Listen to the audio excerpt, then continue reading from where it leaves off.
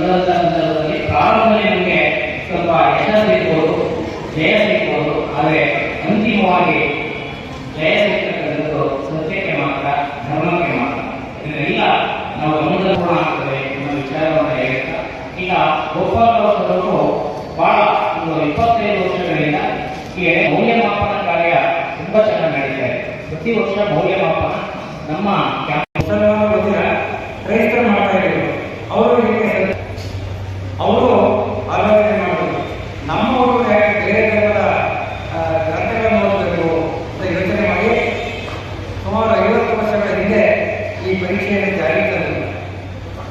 ಯಾಕೆ ಅಂತಂದರೆ ಇವತ್ತು ಏನಾಗ್ತದೆ ಅಂದರೆ ಮಾನವೀಯ ಮೌಲ್ಯಗಳು ಕಡಿಮೆ ಆಗ್ತಾ ಇದೆ. ವ್ಯಾಲ್ಯೂಸ್ ಎಲ್ಲರಿಗೂ ಏನು, ನಮ್ಮ ಮಕ್ಕಳು ಇಂಜಿನಿಯರ್ ಆಗಬೇಕು, ಡಾಕ್ಟರ್ ಆಗಬೇಕು, ವಿದೇಶಕ್ಕೆ ಹೋಗಬೇಕು ಅಥವಾ ರಾಜಕೀಯಕ್ಕೆ ಹೋಗಬೇಕು, ಹೀಗೆ ಅಪೇಕ್ಷೆ ಪಡ್ತಾರೆ. ಆದರೆ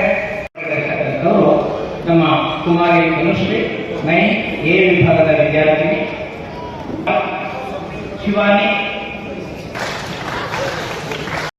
ಪ್ರಸನ್ನ ಎ ಬಿ ವಿಭಾಗದ ವಿದ್ಯಾರ್ಥಿ, ಚಿರಂಜೀವಿ ಪ್ರಸನ್ನ.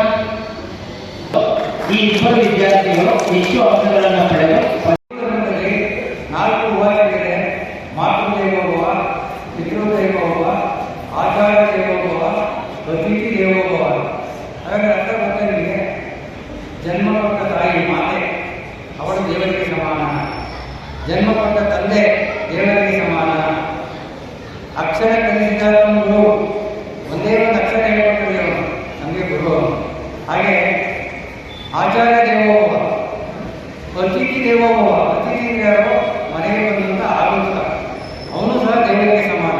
ಯಾಕೆಂದರೆ ಶ್ರೀಮನ್ನಾರಾಯಣ